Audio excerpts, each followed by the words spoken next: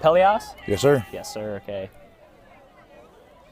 Good day, ladies and gentlemen. I'm here with Ottawa Red Blacks' second overall pick in the 2022 CFL draft, Zach Pelos. Zach, thank you so much for this interview. What does it mean for you to come out today and watch this NCAFA championship weekend football? You know, it's always amazing coming out and seeing kids at such a young age dedicating their time and their effort, playing for a bunch of people that they've maybe never even met before, working together as a team all season and coming out on top. And even the other team battled all the way to the very end, scoring a touchdown right in the last drive of the game. So it was amazing to see. And you played 1 year in this league with the Rideau Red Blacks. Tell me, what was that experience like? You went to the one of the championship games that year. What was that experience like? It was an amazing season back then. High school football actually got canceled that year, and they opened up the Rideau Red Blacks. Me and a bunch of my teammates went up there and played. We went undefeated, made it all the way to the championship game. We had a tough go in the final game there against the Bel Air Lions, but it was a crazy experience just meeting a bunch of guys out of Brockville, Prescott area, and playing against a bunch of teams in Ottawa that I never knew about before. Right.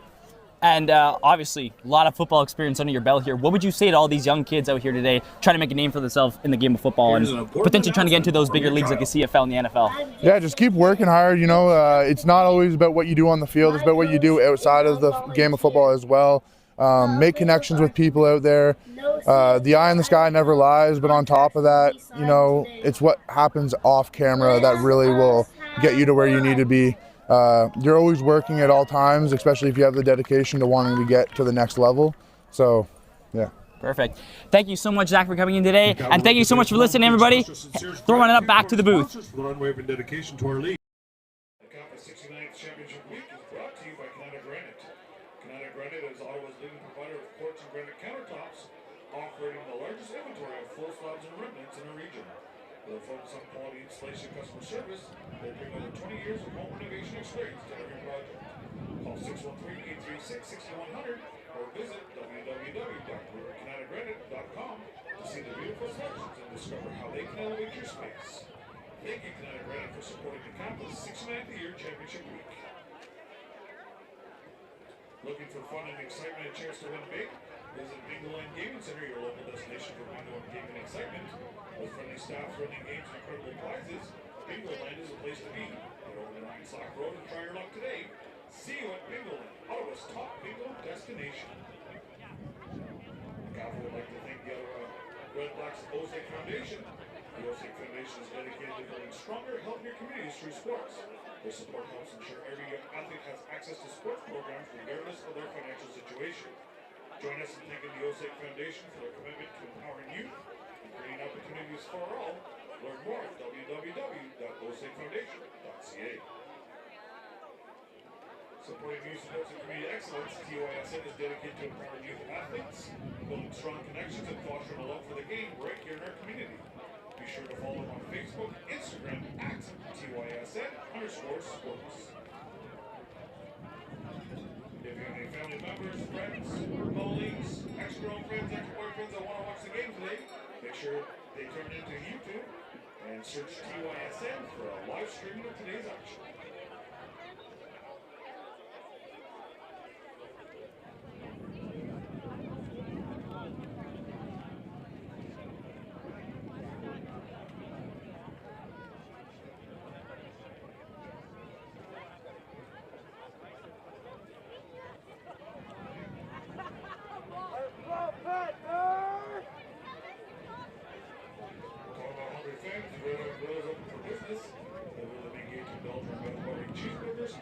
Hot dogs, chili dogs, pulled pork, a variety of snacks and drinks. Don't miss out on the tasty treats waiting for you at the Gridiron Grill. See you there.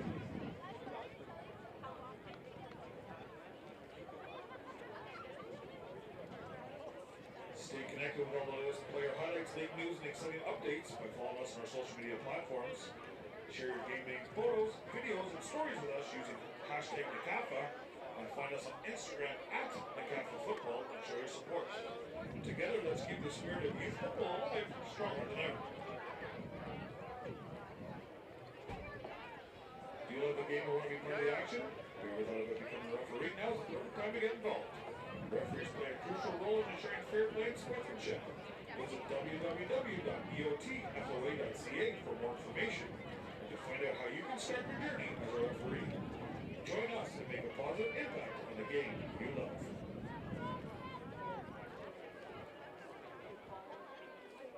We'll just be waiting for the coin toss here, and then we'll be doing the national anthem, and then it's game time.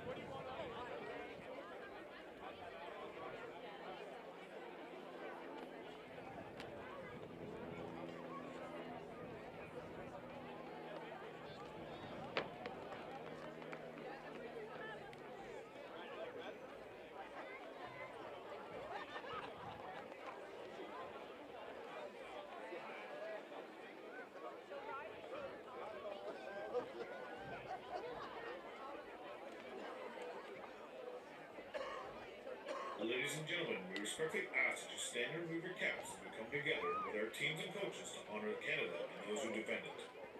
Please join us in the playing of the national anthem.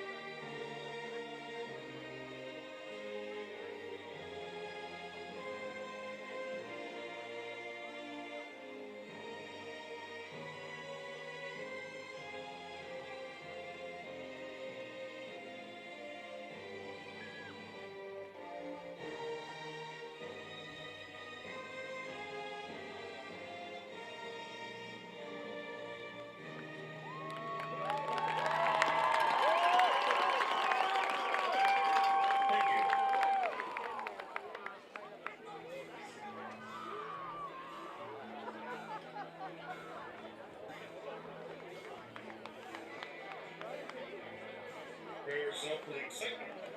Black, open, and ready to hit the field. The kickoff is just moments away, so grab your snacks.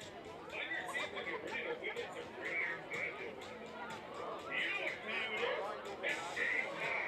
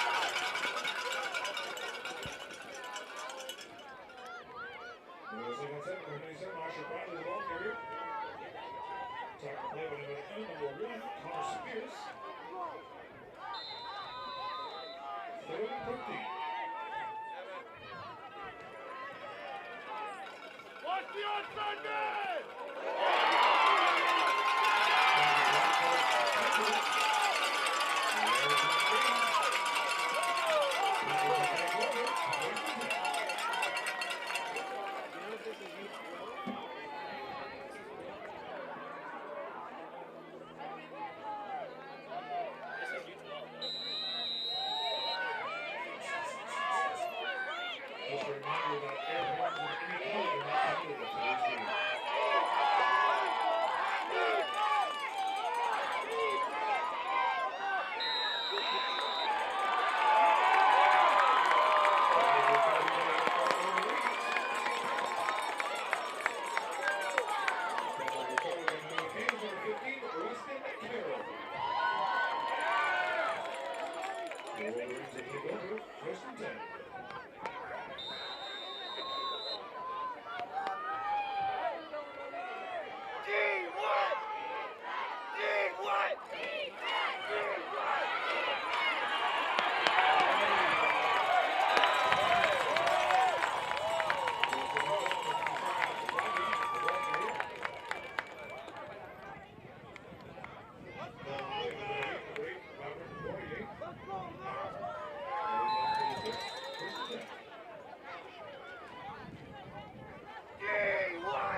Could be a dog-cat fight here, eh? That's right. So West Carleton with their first big first down conversion and first completion, and they're going back to the air.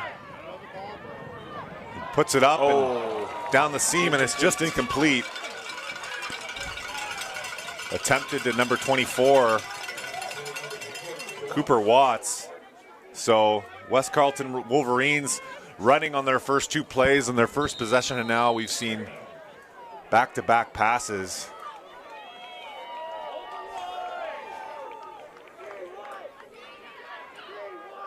Quick motion, misdirection, handoff to the left. Flag on the play, probably a holding penalty. That'll be coming back. Either a legal block or a holding on that one. Holding. There it is. It's going back. Now, you know, you look at this West Carleton team, and I believe they have one or two, possibly two females on this team. And you know what? That's nice to see. It's nice to see girls playing this sport because of how Devin and I were talking about it the last broadcast was Ottawa area might have 3 to 4 teams coming out for the female tackle football, which is nice to see. So those females playing now will be core members of those teams if they decide to go over and play, which is big in the developmental aspect in Ottawa football. So these teams matched up at Mosquito Madness, and it's definitely a good matchup preseason, and we're seeing them here again today with the fake reverse off the edge. And 57 gone for a touchdown. Asher Bradley finds the corner. So here with the fakes the handoff, makes that corner. Not a lot of contain on the corner. That was the issue. You don't have that contain there, but right down that safety. That safety is the one that brought him down. The thing you got to look at that too is the angles. Look how well Cumberland had those angles on that for it to work. And Bailey with the touchdown saving tackle. So now the Wolverines marching into Cumberland Panthers territory on the quick screen, and he's going to sneak his way in for a Wolverines touchdown. Wow. Now you see why this team is undefeated. They just scored a touchdown against a team that has only had 8 points scored on them all season. So a huge statement for the Wolverines, finding the end zone here in the first quarter.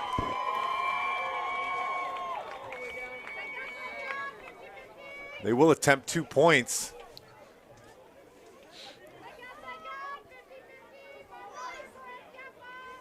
Here comes the pass. Oh, no. So that's a Canada Granite touchdown. Brought to you by Canada Granite, TYSN YouTube. We're here at Nepean Sportsplex.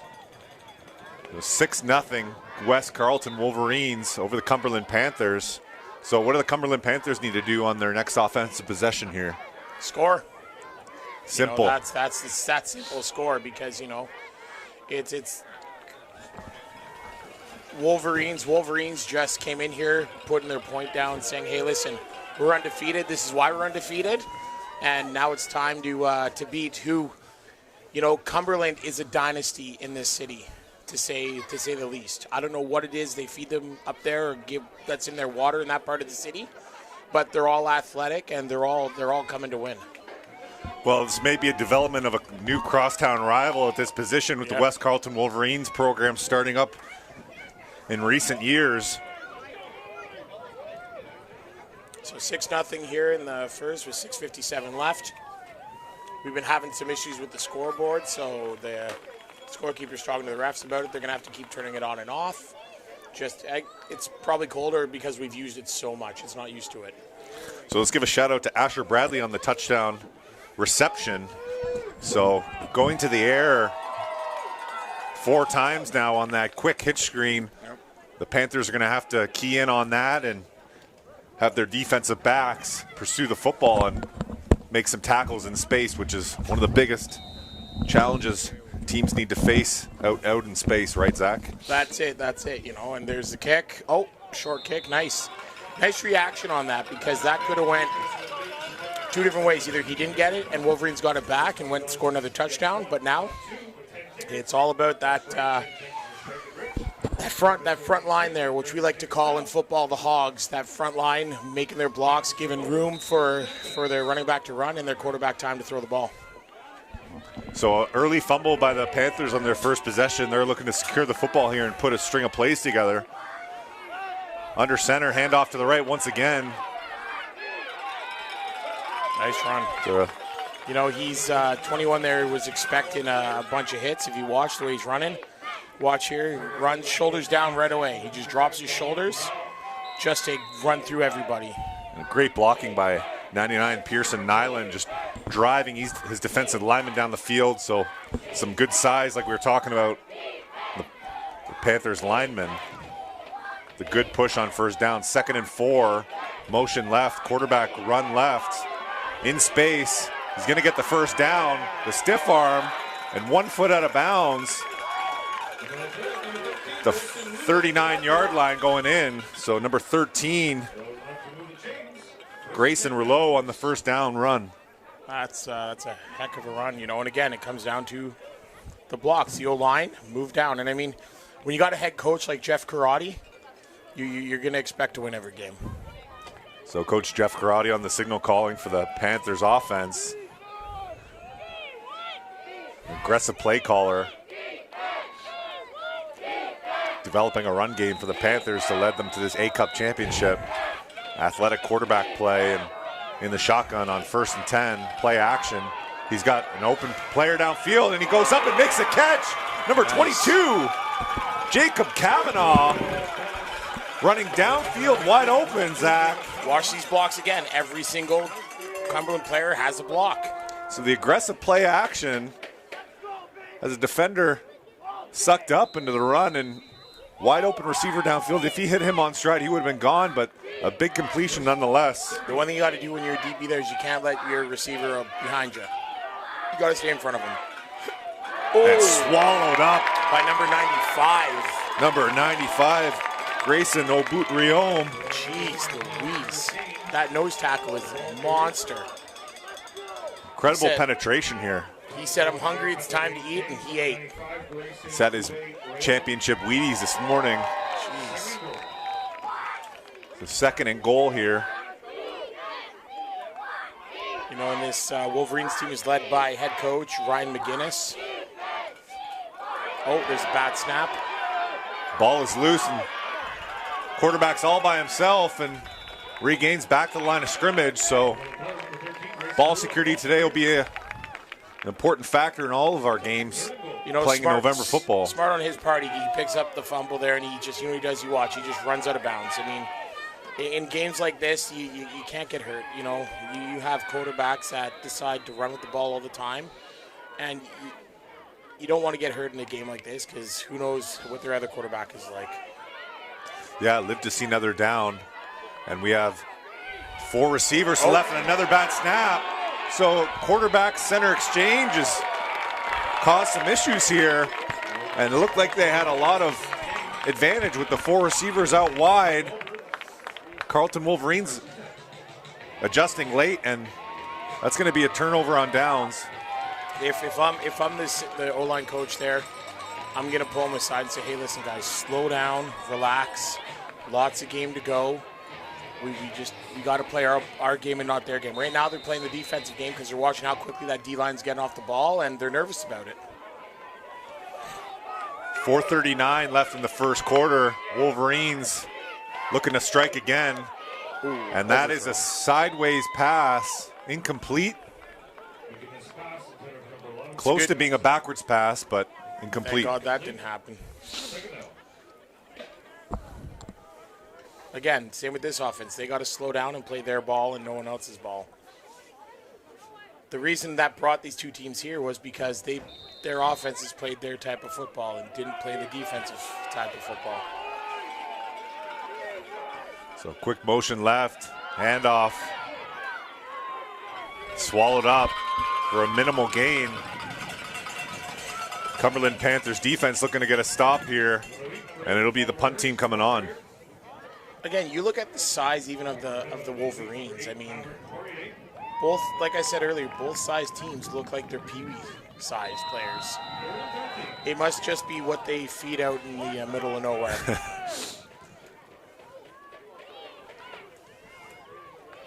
So good oh, and the punt just gets off after a double clutch, and that ball is loose, and we've got flags all over the field. That could be a 5-yard. Now, I don't believe in that flag because I believe the Panther player did touch the ball. Yeah. Which to me I don't think that should be a no yards. The Panther player looked like he did touch the ball, which then becomes a live ball. So referees talking. Probably an offside. Or an encroachment, possibly.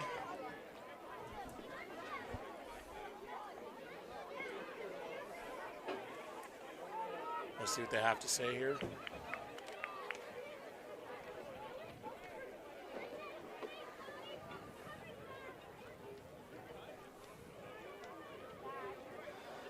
So great crowd today here.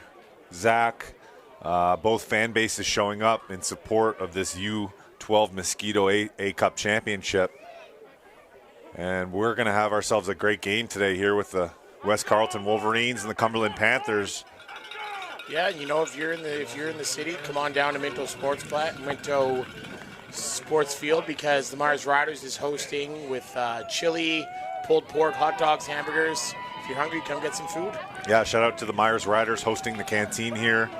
A lot of volunteers and manpower going to this, so thank you to our volunteers, thank you to our referees and all event staff, everyone here at TYSN. And also NCAFA for putting on this weekend, celebrating football here, the 69th championship, NCAFA football, presented by Kinetic Granite. Let's give a quick shout out here to the Zebras, to the young lads. We got a couple guys here. Get involved with your community and team sport. We're just having a little discussion here with the referees, just figuring out what sequence of events happens. It's going to be first down Panthers here, it looks like. No, I think it's for the time because the clock's not working properly. Okay, so we got 3 minutes and 50 seconds left. We'll be back after this short break.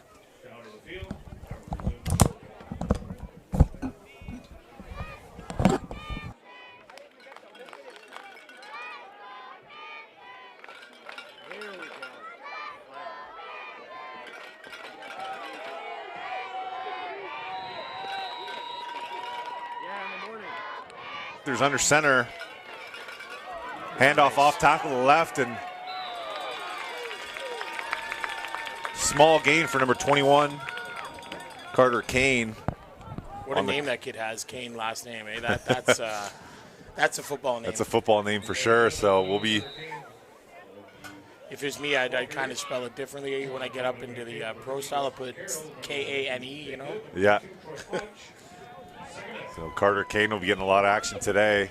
The backfield, two big-sized running backs here, number 21 and number 22, Jacob Kavanaugh in the backfield. And Quarterback sweep to the right and nothing there, and the Wolverines can't catch him. He's still going. He slips out of it, reverses field, and he's going to go all the way. Touchdown, Cumberland. Grayson Rouleau on the quarterback scamper. Now, Zach, I was just about to say the Wolverines were wrapping him up on kind of a busted play to the right where he just kind of ran a QB sneak, sweep to the right, and reverse field completely. He said, you can't hold me, and gone. So what an effort by the Panthers QB to get them on the board. 6-6. Late into the first quarter. The Panthers are happy to get on the board after a series of high snaps and fumbles early on in the first quarter. They're going to rely on their QB and his legs to keep them in the game so far. Oh, we got a bad offside. Okay. You know, these are the type of games where you can't have these flags, especially in championship games. You gotta be patient. You gotta be patient. Watch the snap. A lot of these kids are just want to go. You know, they're hyped up. They're playing for the A Cup. And these are valuable points too. Yes. When special teams is usually at this level tougher to execute these simple plays. But that single point here is going to be worth one. And keep in mind that extra point going into this game, 7-6. Lead now for the Panthers. It's never a lead until the game comes down to the end, right? It's always a lot of football every time. You know. So if you're the West Carleton Wolverines now on offense, you're looking to attack the air, I think, once again. And also try to find something on the ground. This Panthers defense has been playing pretty strong, so. Yeah, I'd also right now for special teams with this, I'd put as many guys on the front line as possible because you never know if the Panthers are going to try something tricky here like an onside kick. Because you know what? In these games, you want the ball back as much as possible. Kick it onside, get it. Keep going, score as many touchdowns as possible as you can.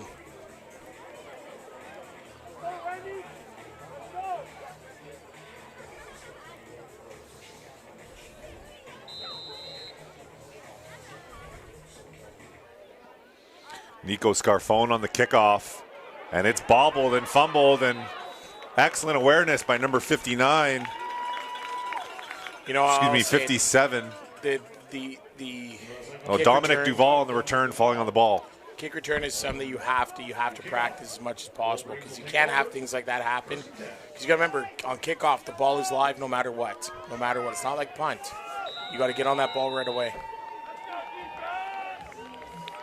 Yeah, reminding your players on special teams, once someone kind of touches that ball, everyone seems to kind of forget their responsibility. And that being said, a huge sack on first down by the big Panthers D lineman, number 51, Nolan Boonstra. So we had one of those by the Wolverines. Now this boy here came back and said, I'm hungry too, time to eat. He got himself a nice sandwich.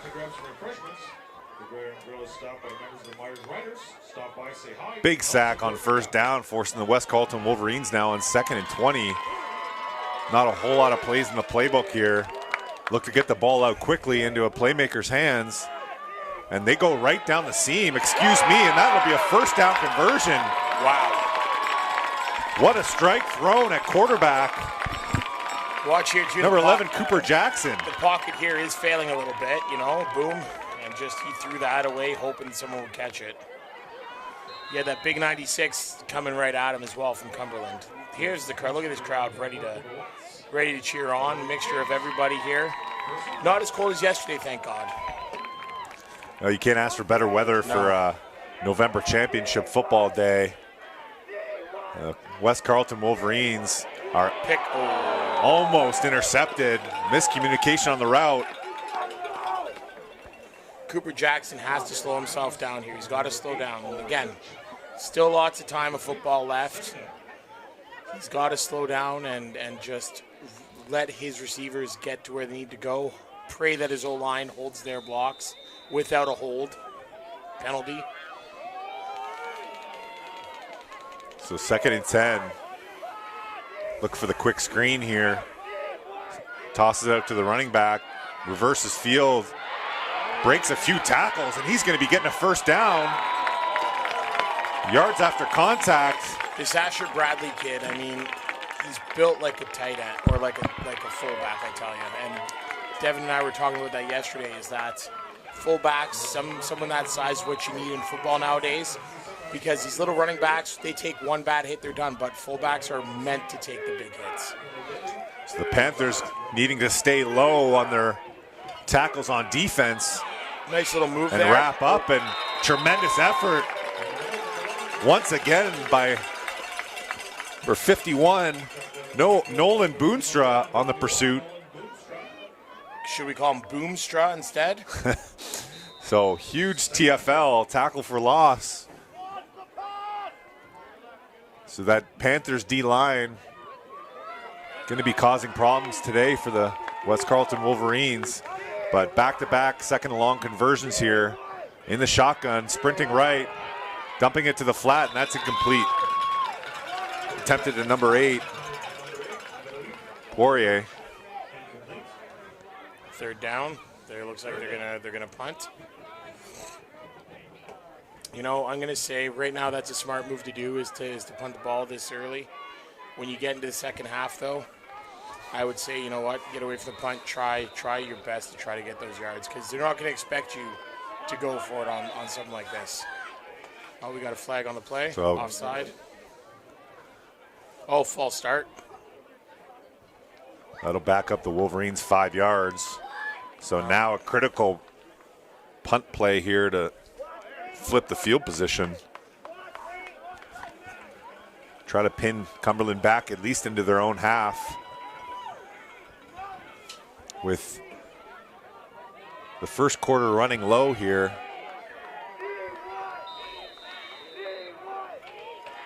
Can't give you a time update at the moment. The scoreboard's being corrected, and the punt barely gets off, and another touch ball, and that's a loose football.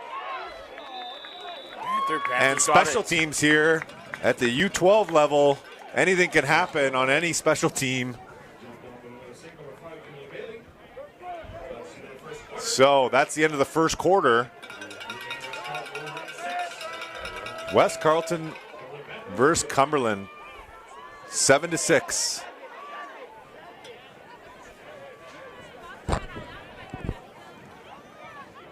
You know, what a beautiful day it is here in Ottawa today, in the nation's capital for this city ball. You know, it's nice to see the football community big and like this, because normally in this city it's always been hockey. But I find football is growing with this city ball. You got the high school ball that's growing, you know, and for example, expanding all the way up to West Carleton, or like we were saying earlier, expanding to Cornwall.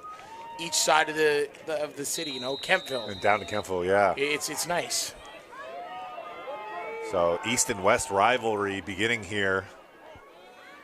Oh, a little bit of a nice throw, a little bit of a receiver and downfield, and it's caught by Nico Scarfone, and he could go all the way. Touchdown there. Touchdown, Cumberland Panthers. Back to the play action, Zach, and what a connection downfield on the 25-yard pass. In the air, converts to a touchdown, Panthers. That was a nice. It started off with a really bad snap, but the quarterback had his hands on that very well. Kind of brought that in, saw the end leak up, and just tossed and prayed that someone was there. So one-on-one matchup downfield.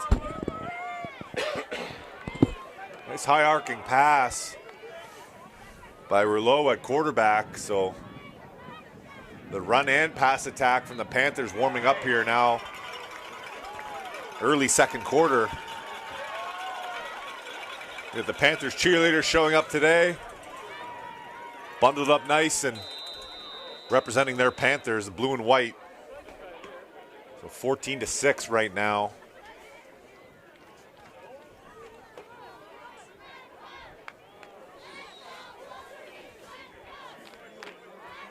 So we got some information here. Number 57, Asher Bradley, is actually the son of Sean Bradley, who is the 1992 National Junior Champion of the Ottawa Sooners.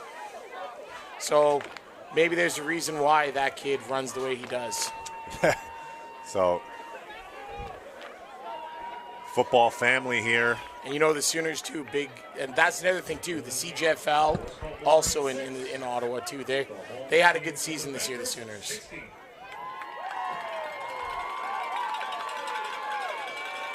Here we go, kickoff special teams again. And again, this is a very important part of these championship games is the special teams.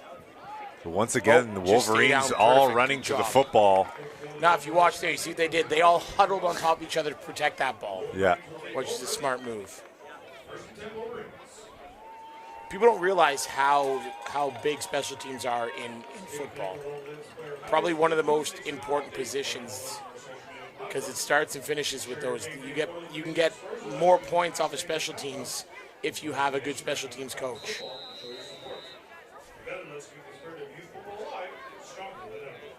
Gives opportunities to players also to have a role on the team. Exactly. You know exactly what to do on those third downs. So the Wolverines back in the shotgun on offense. And nothing there on the inside run.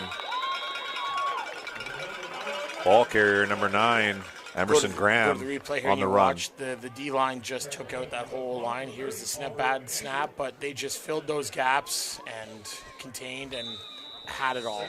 And that's the thing. You feel D-line's job is to fill the gaps, and if you get a tackle, you get a tackle.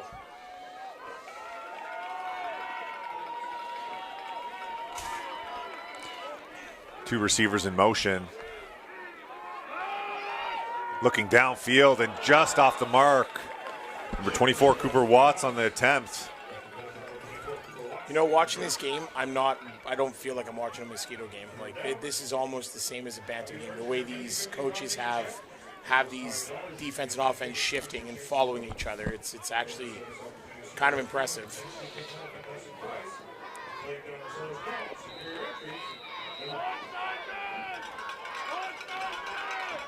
So a stop by the Panthers defense, making the Wolverines punt, and that's a short one, caught quickly Brought and down wrapped up. quickly, though, by number 55. Dominic Duval on the tackle. Jeez, nice tackle.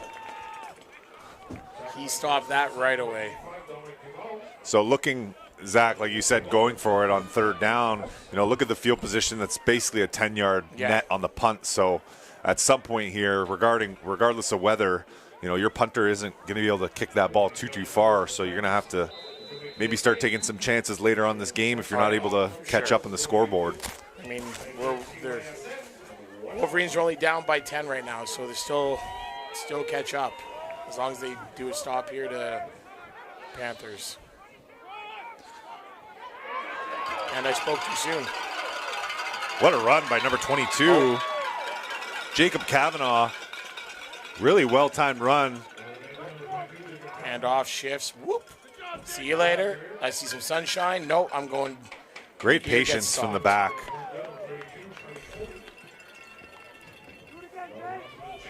Cutting upfield for first down. I'd be going right back to him as soon as possible here if I'm the Panthers. That's exactly what they're going to do. And he's going to, What a great cut upfield and the excellent patience by Kavanaugh. Jacob Kavanaugh with the one cut upfield. So that's an experienced style cut, too. You can tell he's doing some kind of camp or some kind of training in the offseason to be able to run like that.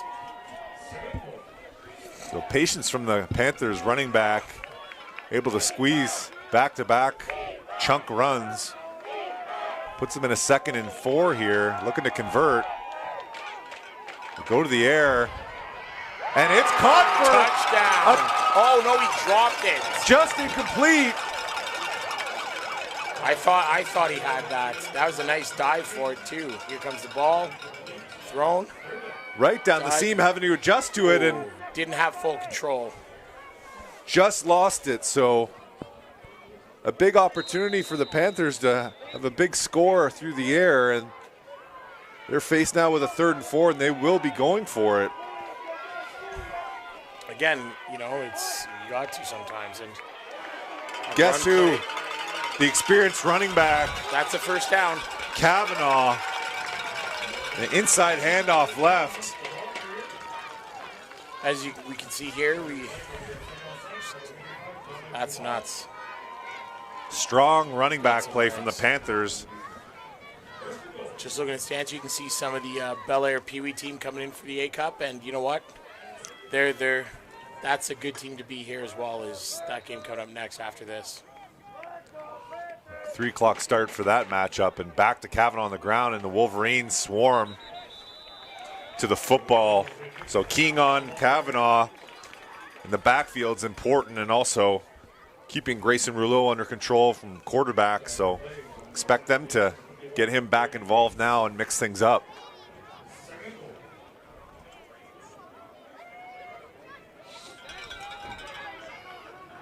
So a late substitution by the Wolverines. Some miscommunication. They're getting the play call in late. And we got players all over the field, and that's going to be a timeout called by West Carleton. So, well, you know, taking this time out from it, we'd like to thank all the volunteers that helped make this weekend phenomenal for the kids. And, you know, it starts with, well, the referees aren't volunteers, but having them come out here to do this and not take any grief from parents. And we can hear it sometimes from the stands, but you know what? They're just doing their job, and they're trying to call it down fair. Plus, you got all the coaches that are volunteering, you know, all the parents that are working over here for Myers, handing out the food and deliciousness. Our wonderful PA guy here who's volunteered his time. Us, you know, it's fun, and it's brought to you by Canada Granite. It's 69 years of football in this city, which is nice to see. So putting on a weekend like this, the championship weekend, is something that takes a lot of time and energy, and thanks to TYSN for broadcasting this on YouTube.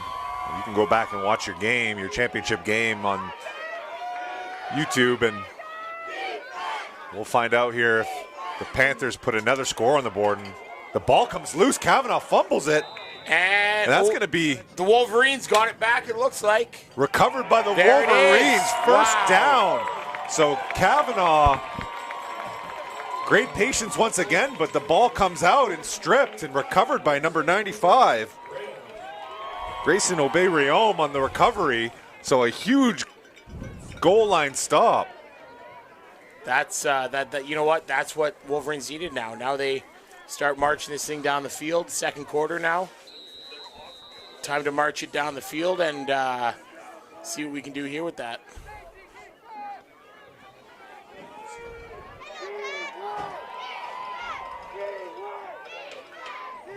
Approximately 8 minutes left in the second quarter.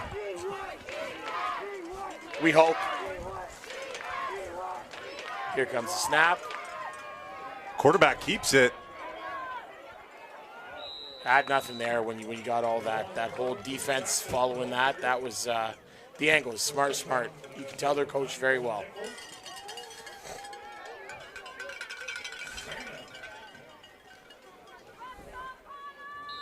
Second and 10 for the Wolverines, backed up in their own 11-yard line. Be careful with the football here. Looks like they'll be going back to the outside screen game. And that's what they do, and it's picked off, and that's a pick six for the Cumberland Panthers. So he read that, Zach, and blew up the lead block. So they saw that coming from a mile away, and that's a touchdown. Number 11, Matthew Anderson on the pick six. You know, when as a defensive coach, you see that, you're like, thank you for doing it so close to the goal line. But as an offensive coach, you shouldn't be doing, in championship games, should not be doing mistakes like that. Run the ball as much as you can. If it's third down, punt it away from there, or take the safety. Rather the 2 points than the 6. I get it, it's just kids football, but these coaches got to think a little bit better on that part. Especially if you're not adjusting a little and tweaking a little bit throughout the year on your tendencies and that. So the Panthers coaching staff probably working on those alignments this week in practice. An offside. You know what, though? That was a Christmas gift wrapped up for the Panthers. The defense coordinator said, thank you on that. We're going to take that right away. And that's why you look, they played press. So we could press that because they knew it was coming. Thank you very much. We'll take that to the house.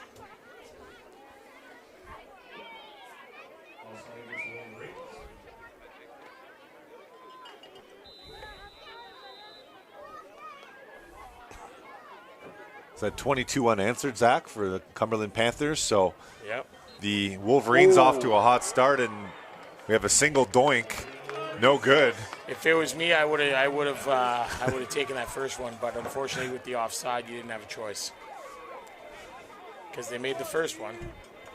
Here we are now, back to special teams. Panthers kick off now. Here, do I think Panthers probably going for an onside? Possibly. Again, that's why I would, against a team like this, you set up 7 in the front just to be on the safe side. And to add to that, Zach, it's not necessarily the onside kick factor where you're just trying to recover it. Yeah. You're noticing when the ball's being kicked off, everyone on the return team is trying to get the football when it's that low kind of line drive kick. So if the ball gets touched or someone completely misses a blocking assignment, a lot of mass confusion here on the kick return for the Wolverines so far today. Players need to stick to their blocking assignments and let the returners pick up the football. See, I'd take this second line and move them up.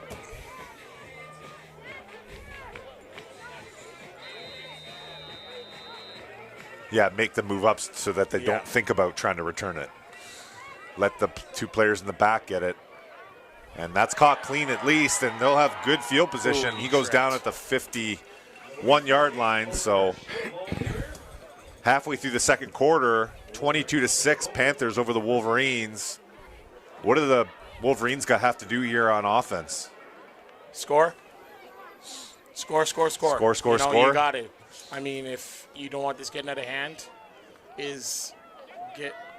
throw some trickery plays in once in a while. You got 2 downs before you have to punt, right? Technically, you got 3. So, I mean, it's Canadian rules. What's always happened in Canadian football, the first play is always a pass. And in Canadian football, the first play is normally a hitch pass, a screen pass for some reason. Never understand that, but it's probably, they'll run it here. Looking at the backfield. Back to number 57, someone they went to early. Asher Bradley on the carry. So Bradley getting back involved here in the second quarter. And if you're quarterback on West Carleton, you got to get your confidence back quickly here after that pick 6 on a screen play. I think this O-line just needs to hold their blocks, give them the hole, give Asher the hole, and let him go. So the reverse coming out, and Panthers blow it up in the backfield. Wow. So the trickery that we talked about, Zach, gets sniffed out by the Panthers, and they're ready for all the different looks that the Wolverines are given today. Again, like I said, it comes down to those O-line guys having to hold their blocks, unfortunately. When you got a D-line like that, that 51 there, Boomstray, that's what I'm going to call him. Yeah, the fine line difference between holding your blocks and driving your block.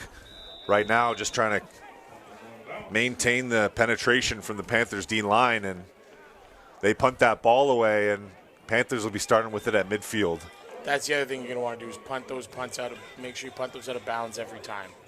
Don't give these guys a chance to return the ball.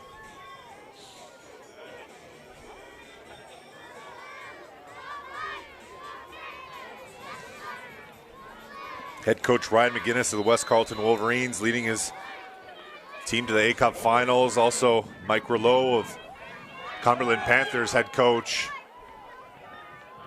Trying to get that A championship banner. And they're back on the ground with, guess who, number 22, Jacob Kavanaugh, the smooth running back from the Panthers. Keep your eye on him next season and possibly in Bantam. Very patient running back, too, if you watch. He's very patient. He waits for the hole to open and just blasts right through it.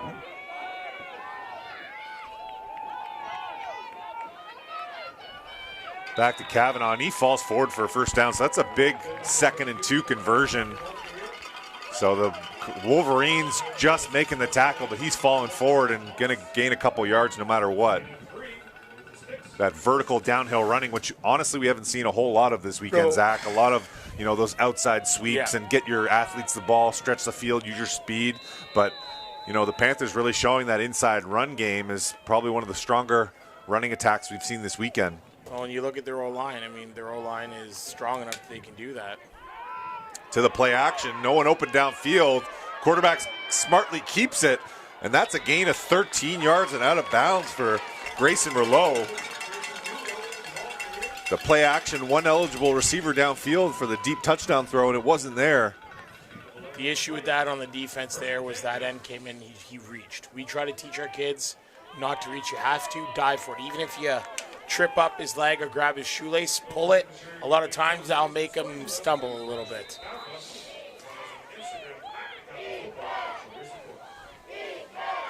So the Panthers really taking control of the game here late in the second quarter. Back to the ground, Kavanaugh getting vertical, and once again, 4-yard tough gain, chipping away at the Wolverines defense. And you look there, you'll see number 95 almost had him, but again, it's that reach thing. It's you got to teach the D-line to grab and pull into them. They're at this age, they should still be strong enough to pull the guy right in. There's some Panther parents right there talking about something. But they don't look cold like they did yesterday. Feeling pretty good right now with a 22-6 lead. So the Wolverines linebackers need to step up here and clean up the mess of the run game, and that's a well-earned team tackle by the Wolverines defense. Number 61 in on the tackle, Nick Moss. So a big stop, and Panthers here will be going for it here on 3rd and 4. What worked on this play was the defensive angles. The defense had their angles, made sure they didn't get any more. 3rd down. You know what? If I'm the Panthers, I would try to punt this into the end zone, get a touchback or a safety. Punt it right out. But they feel strongly about their offense right now, and we have some substitution, and they're going to have to take a timeout here. Timeout Panthers, and they're going to regroup here to get ready for this 3rd down. Looks like Coach Jeff Karate is telling him to slow down. Take a deep breath, everyone, and let's regroup and talk about this play. If I'm the defensive everyone's coach, assignment. If I'm the defense coach right now over at the Wolverines, I'm talking to them. I'm telling them, hey, listen, stop reaching. Slow down, guys. Let's play this defensive game at our pace, not at their pace. Let's force them to the outside or to the inside every time.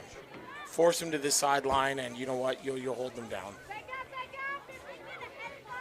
One play at a time, and this 3rd down is a critical one for the Wolverines to keep this game within 14 points. 16 points. So a 2-possession game right now for the Wolverines. They can't let that go to 3 going into halftime.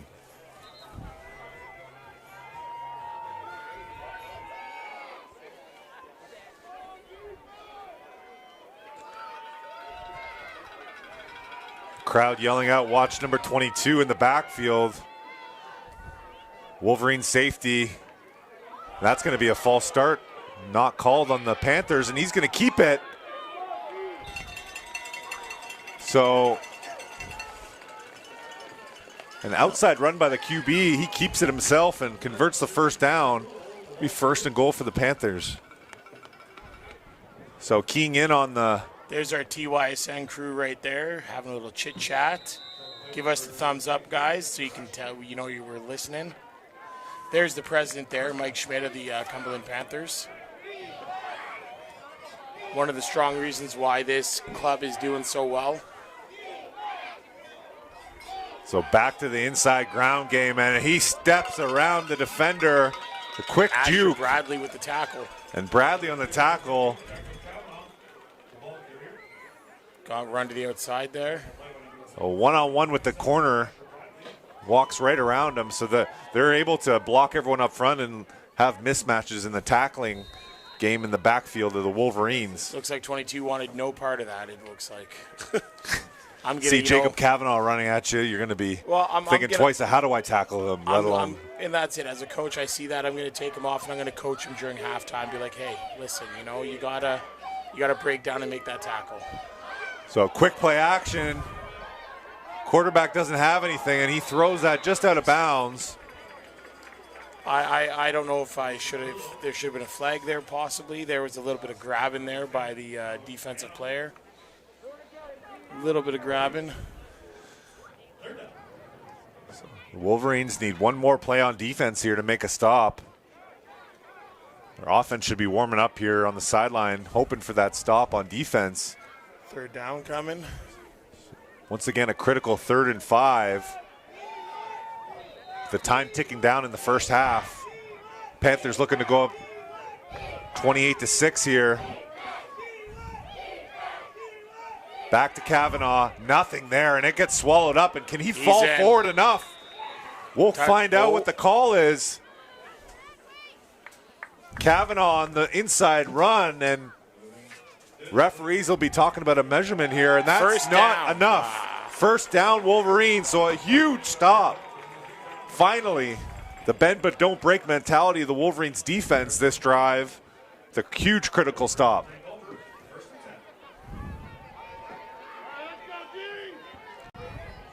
That's a nice big stop by the Wolverines there. Now here we're down to this again. Now, again, let's go back to what the OC should be doing in this situation. No passes. Try to run the ball as much as you can downfield. Third down, you get 3rd and 1, maybe throw a pass there. But right here, you cannot throw a pass. Stay away from any misdirection or any potential mistakes that could happen. Offside on Cumberland, 96.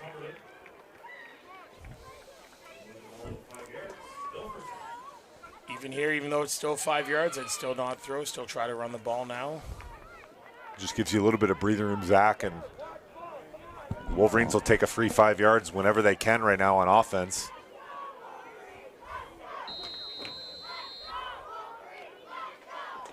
You can hear the crowd here excited for these Wolverines for, again, first time in Wolverine history that they've been undefeated in the regular season.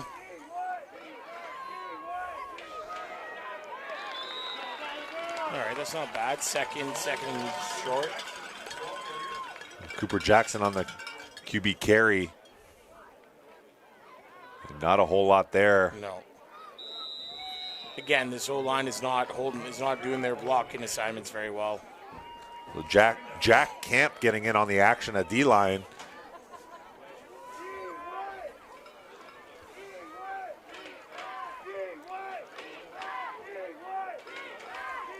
So the double reverse once again. It works this time. But look at the pursuit and tackle by number. It's like not 8, 9. Some number 9. Number 9, Owen Nichols. No, it was number 8. These jerseys, just when they're folded up, they look different. Number 8. Number 8, Maverick Poirier on the huge open field chase down tackle, and it looked like for a second, Zach, that the Wolverines had the edge. Yep. They ran the double reverse that we've seen a few times, and we're hoping for a spark play, and that got shut down for a gain of maybe 2. And now they have to punt it away with a very short amount of time left in the first half here. And he's taking a knee, and that'll be a safety. Smart move. You know what? That's a smart move to do in the end zone as a safety rather than give up the touchdown. And they'll flip the field completely back to the Cumberland own end instead of giving them the ball right in Wolverine territory. So less than a minute left. Still lots of game left. Still the second half to go. And you know what? I think a lot of people are expecting this to be a blown-out game. It's still not a blowout yet. This defense is doing a fantastic job on both sides. The offense on both sides. Yeah, if you take away that pick six, Zach, you're only one possession or so, like within arm's reach. But critical turnover and special teams have been an issue today, with just giving the Panthers really good opportunities in field position. And, you know, if I'm Cumberland's offense right now, I'm not changing a whole lot of what I'm doing. No. Keeping it vertical, inside zone handoffs to Kavanaugh. Let your quarterback keep making plays with his feet and take advantage of the passes when they're open on the play action. So offensive coordinator Jeff Karate is not too concerned right now. But if they try to get a score here before half, they're going to have to move quickly.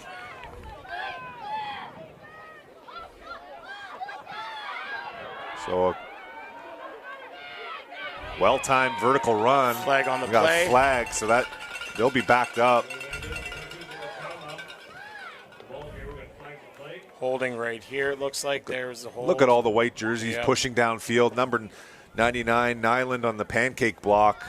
And you know what? You look at that. That's Jeff Karate for you, man.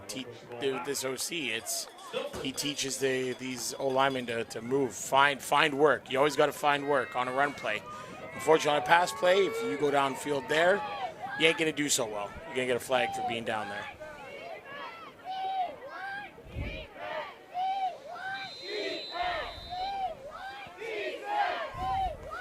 So 1st and 20 puts the Panthers back in the shotgun.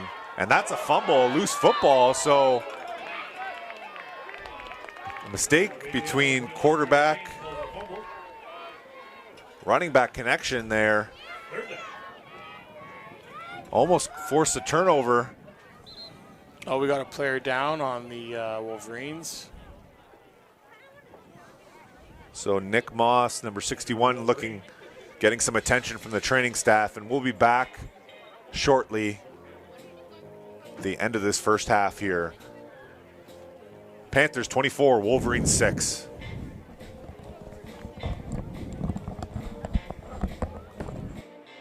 This Agree Timeout is brought to you by TYSN, supporting youth sports and community excellence. TYSN is dedicated to empowering young athletes, building strong connections, and fostering love for game right here in our community. Be sure to follow them on Facebook and Instagram at TYSN_sports.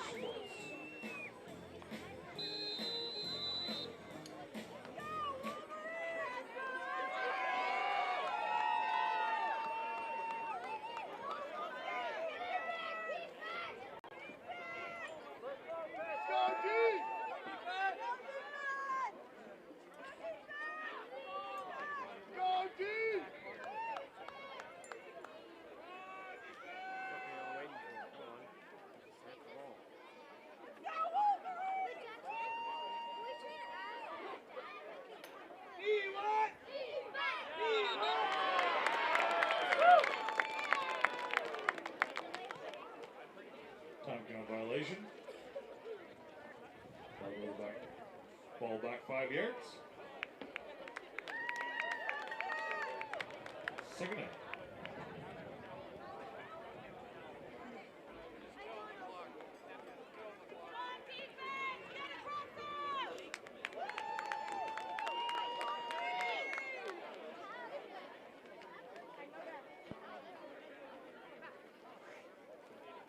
That's where they threw him the flag, but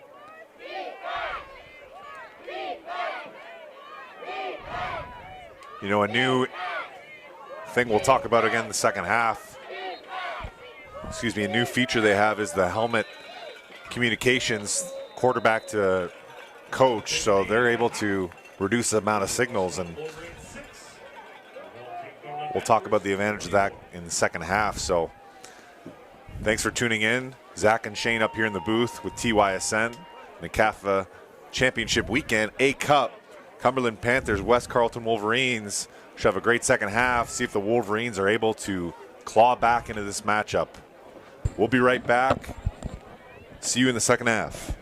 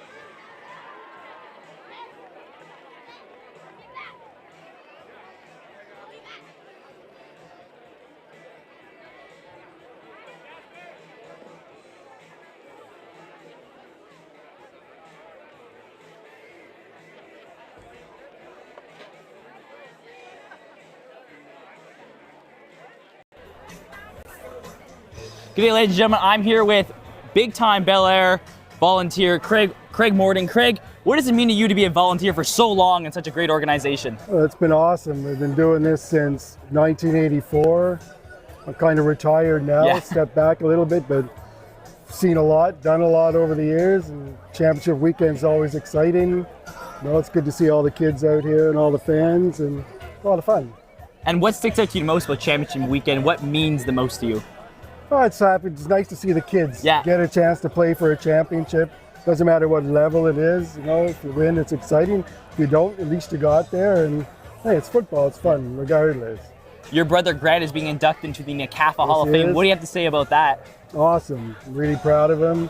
He deserves it. Played for Bel Air. Coached for Bel Air. He's still coaching with the Norsemen now. He's one of the best defensive coordinators in the city. Yeah. He's coached hundreds of kids over the years. A lot of them have gone on to play university, some into the pros, and yeah, I'm really happy for him. It's good. And what would you say to the potential retired players who want to become a volunteer and they want to still help out the organization? Do it, because it's a lot of fun to coach. That's good. Once your football's over, you're trying to find that outlet to because you still want to be involved, and coaching's the way to do it. Good. Thank you so much. You're Craig welcome. Morden, everybody. Thank you so much. Thank Have you. a good day. You too.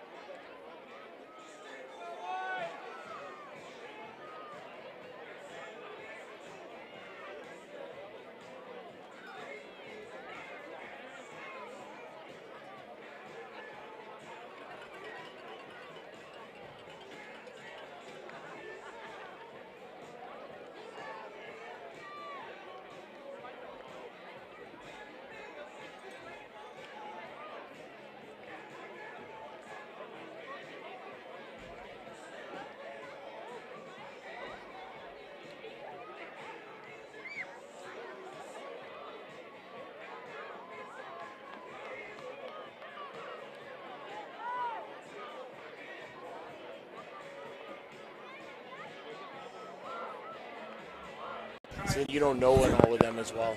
They all came to us at OSFL. And how about Augustus?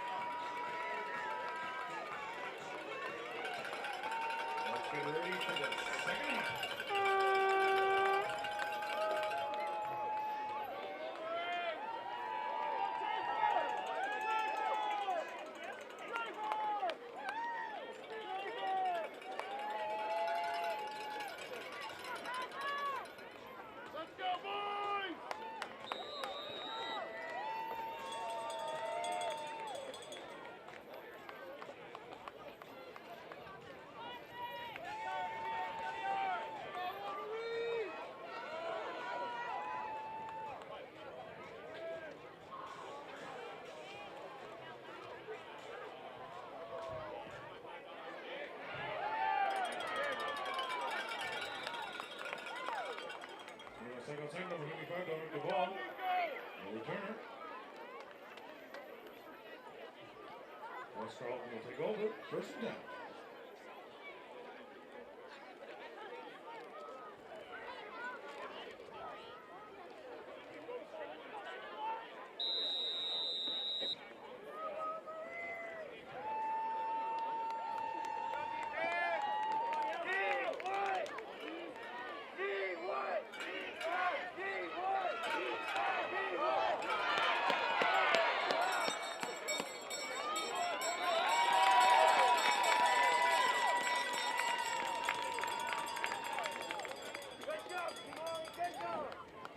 Ball carrier. Trying to play by the second number 5, Kimberly Bailey. And the front number 30, Oliver Andrew.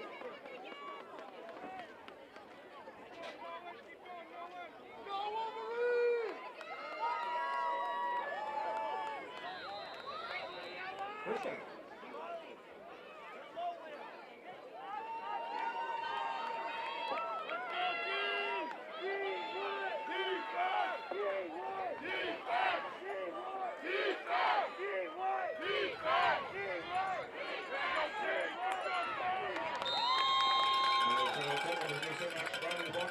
For Wolverines, but if I'm Cumberland right now, I'm saying let's not take it because then they lose it down.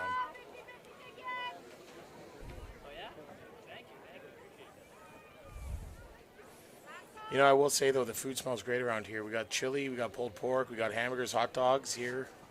Thanks to Myers Riders, it's they've done a good job this weekend. Yeah, Myers Riders on the canteen. Shout out to all the volunteers on the barbecues and in the hut there. Keeping these fans fed and cheering loud here for their Panthers and Wolverines faithful. And back to Bradley on the toss. Running well, but just a small gain of 3 yards. You know, at least the food prices here are cheap, not like at all these sporting events. Yeah, so great family atmosphere out here. Come on down to the Nepean Sportsplex today. We're going to have the Pee Wee A Championship and the Bantam A Championship coming up at 3 and 5 o'clock. Also on TYSN YouTube. Thanks for joining us online if you can't make it here today. My name's Shane and I'm with Zach. We're looking forward to a strong second half here. Cooper Jackson about to get sacked and throws it away late. Lucky he doesn't get taken down, so the Panthers sending that inside pressure, walking through free, and Wolverines O-line really need to keep their head up and keep an eye on those backers sending pressure now. Problem is you got to be careful with throwing the ball like that because technically he could have just thrown that to DB and there's another pick six gone to the house and Wolverines run away with this. Or sorry, Panthers run away with this. So a turnover on downs. He had to give his player a chance. Back to the ground game. One cut, Kavanaugh. Excellent footwork and vision and staying on his feet. The big running back. You know, the huge run. This Panthers offense, Panthers defense is just unbelievable. Like when you talk about when these coaches have to pick an MVP, you have Boonstray on defense, and you got Kavanaugh on offense. It's hard to pick on which one to choose. Well, if it's Kavanaugh on offense, it's also his big boys up front, the big hogs leading the way, creating that wall. There's and then touchdown. Kavanaugh just keeps his feet rumbling, and that's going to be a score for the Panthers. Jacob Kavanaugh. Untouched until about 4 yards deep, and that's a kinetic granite touchdown.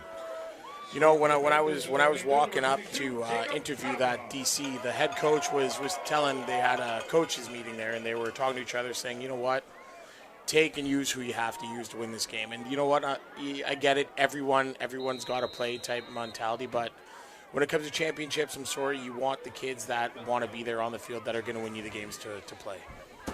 And they're keeping it simple with these, run left, run right looks, and we're keeping it vertical. There's no stopping this push from the Panthers front. So looking to see if the Wolverines have any adjustments on the sideline of, what can you do with your D linemen? What can you do with your linebackers? You really want to make sure your players are lined up and they know their assignment and alignment. But if you're physically just getting pushed back, it's going to be a long second half here for the Wolverines D line.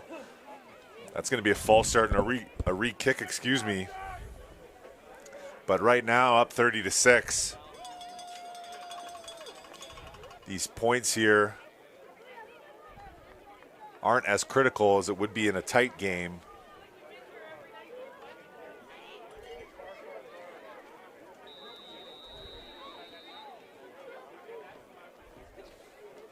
So Mike Rouleau and Panthers staff preparing their kids this week for this championship final. Now they're up 31-6 here with 8 minutes and 10 seconds left in the third quarter. We'll be right back.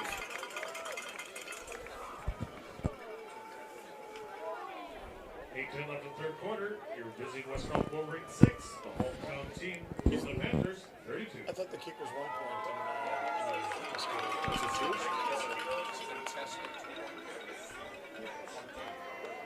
Oh, really?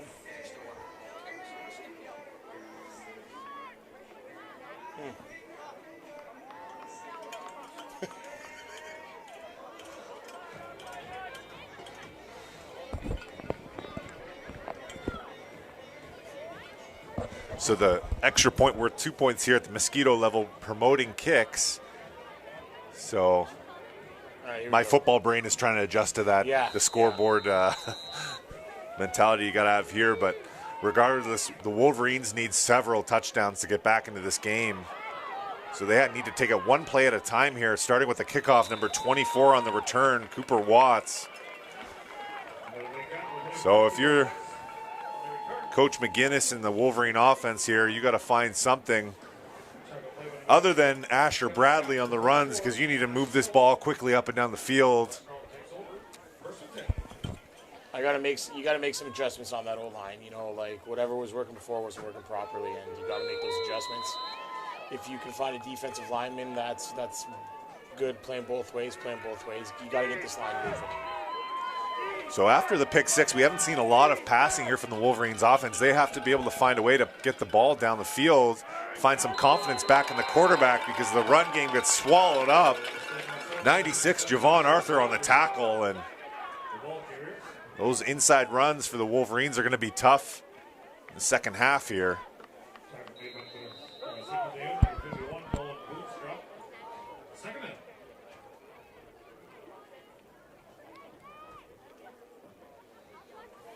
You look at the bench, you look at these kids sitting out their heads down. If it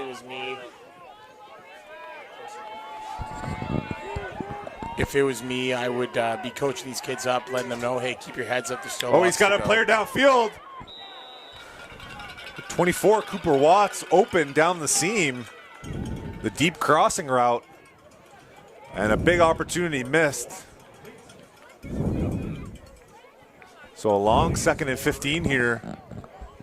The Wolverines.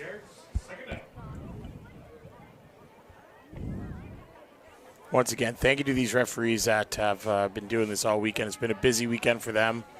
You know, yeah, they're getting paid, but they're also giving up their time to be here, missing times with families, birthdays, whatever, for these kids to be able to play in these games.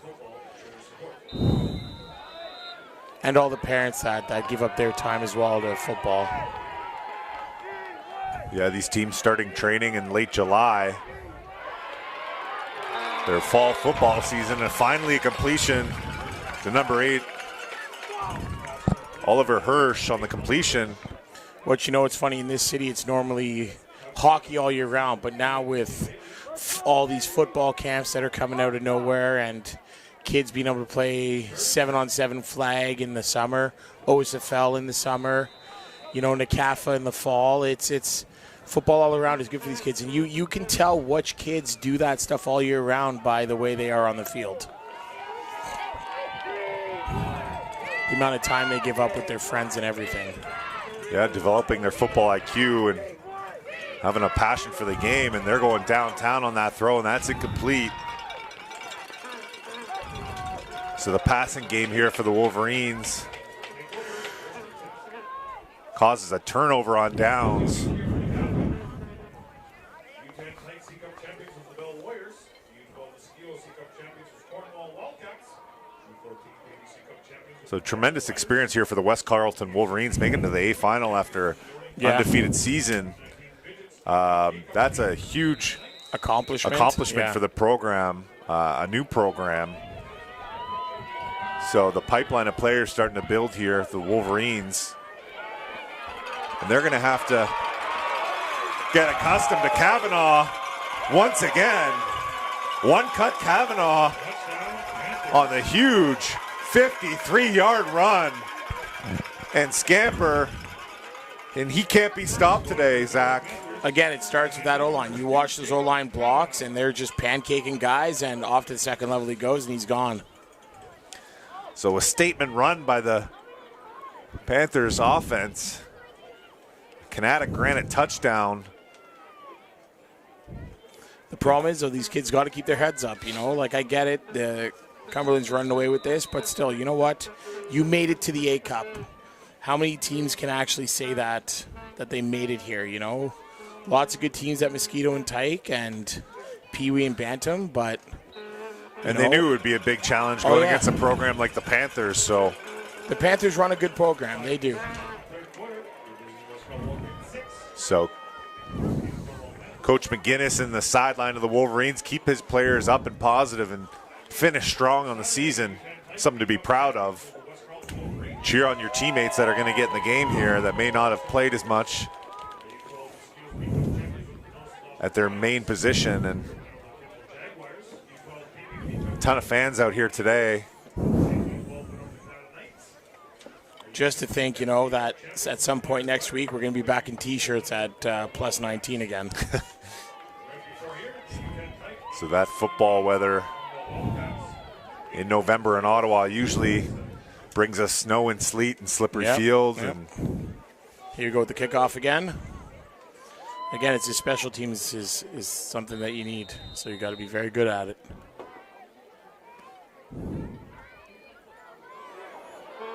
Jump on it. That's all you got to do. So a bouncing football. West Carleton kickoff return team needing some attention.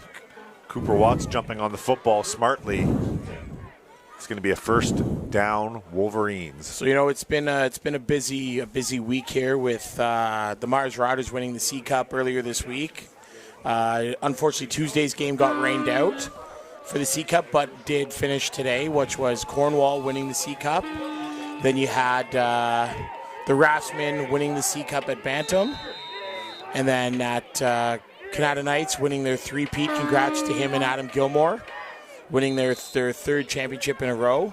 I can proudly say that my son was one of the first ones to win that the first year, so at center. Then you had yesterday, you had the Mosquito Giants win their B Cup. Then you had... who won the Tyke yesterday? I'll get back, but I can't remember that. But then you had the Nepean Eagles winning the Pee Wee B Cup, Mars Riders winning the Bantam B Cup. So it's been a lot of champions. Yeah, your Myers Riders. Yeah. Yesterday, can't speak highly enough on the broadcast about your quarterback play and Charlie, man, that kid is something. Special player playing offense, defense, special teams with Everything. a pick six. Everything. The crazy touchdowns passing, touchdowns running. We were saying his name every 5 seconds. Oh, yeah. Crazy thing about him is he's not even that kid that works out. He just goes home, plays video games, comes to the field and runs the ball. He's a basketball player as well, so he's just an all-out athlete, you know. He's a special type of kid. We didn't even have him in the first part of the season because he hurt his ankle. Yeah, you were in a 2-quarterback rotation at one point. Yeah, and you know, Zach Reynolds, can't say enough about him. Great kid we've had for 2 years. Good quarterback. You know, unfortunately hurt his shoulder at practice, but you see the punts that he did. You know, he's one of the best pinners in the city. You know, also you know, you had Eric Shillington, who was one of our best receivers. Enzo got his first NCAFA touchdown in the playoffs last week, which was good for him. Yesterday, one of our receivers that doesn't get enough touchdowns, but Andrew got his second touchdown of the season. So, you know, it's nice to see a lot of that, you know. Yeah, strong finish to your team with, you know, that was a good matchup between two clubs, 7-4 and 8-2, or 8-3, excuse me. And so a big matchup in the B Cup you guys took care of. And right now we're going to have another touchdown that could be called back. On the play coming back. Grayson Merlot and the QB keeper, but we're going to be backed it up on a holding. You know, going back to Eric Shillington, his sister actually is one of the ones that plays in the female tackle league as well. She played for us for 2 years, won a B Cup and a C Cup with us, and then she also in the summertime plays for Cumberland at the OWFL. Again, which is fantastic to have in this city for these young women to play. Have an opportunity to play tackle football, and that's growing in the city. Bel Air is one of the newest ones in the city now, and I think the Nepean Eagles are looking to do it, and I think Myers at some point would like to do it if there's enough want. So the Wolverines defense catching a break on the holding call, backing the Panthers up a little bit farther from their end zone, and they're right back to Kavanaugh. Once again, similar run like before. He cannot be stopped. And touchdown, Kavanaugh. One back cut Kavanaugh, like you like to say. Touchdowns from Kavanaugh. That inside zone left, vertical Canada Granite touchdown run once again. And I think we have our MVP of the A-Cup Mosquito Championship here. Yes, sir. What a strong outing here from the big boys up front, and Kavanaugh make sure they get a cookie after the game. A Cumberland Panthers tradition for the pancake block and cookie of the game.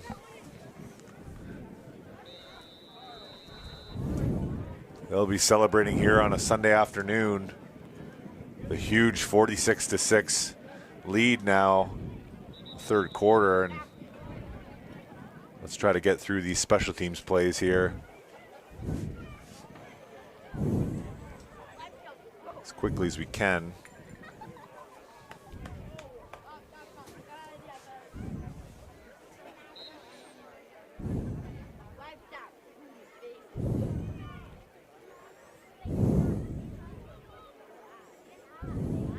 So yeah, that other one I was thinking about, the U10, it was actually the West Carleton Wolverines beat the Gloucester Raiders 54-42 yesterday as well. So that was that high-scoring game. That's a high-scoring game, but that was a good game. But, you know, at least West Carleton walked away with something. Again, you know, if this group of kids at West Carleton starts moving up together and, you know, these coaches move up with them, then maybe they'll have a bantam-level team. Yeah, the goal of the organization is to be able to create enough momentum through your younger programs to start expanding into that bantam age group, and I think within 5 years you'll see that from the Wolverines. Just, you know, strong administration and an area, a new place in Ottawa for kids to not have to travel as far. Exactly. If you're out on that west end. Because we all know when they get to midget, they end up going to the Canada Knights. Is why Canada Knights is such a strong team, and that coaching organization is very good, led by, again, Adam Gilmore. So There's that kick. There's that special teams we were talking about. Just absolutely nothing. Oh, wow. Reversing field, Oliver Hirsch on a great kickoff return, doing it all by himself. Not going to lie, I thought they had him back there, but you know what? He goes, haha, I'm going the other way. See ya. Whoop. Oh, and great awareness by the return team to each man picking up someone on a block, helping out Hirsch. So some positive points of play here from the West Carleton Wolverines.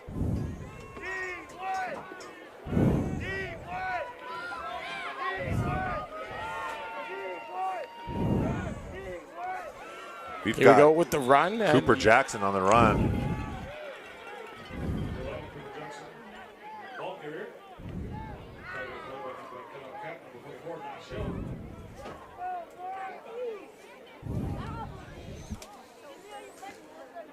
All right, we got second and long here.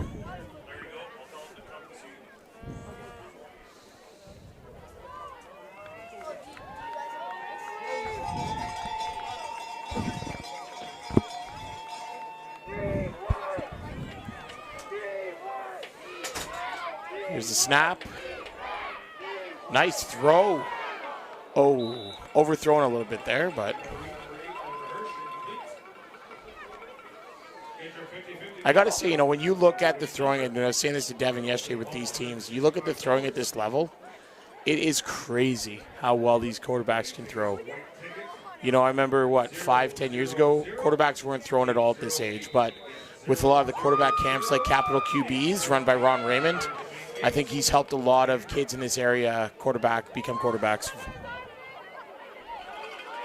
It adds so much to your program when you have an athlete that can throw the ball. It changes a lot of things for your offense. Meanwhile, Matthew Anderson on a big return. So if they keep Kavanaugh in here, keep an eye on his inside handoff. And West Carleton really needs to step up here and make a tackle and protect their end zone.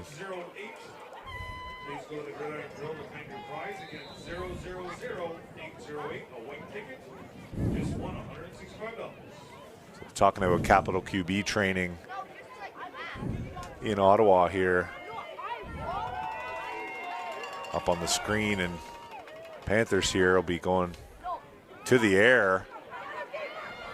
And he's gonna tuck it, pump it, put the brakes on, and gain a few yards.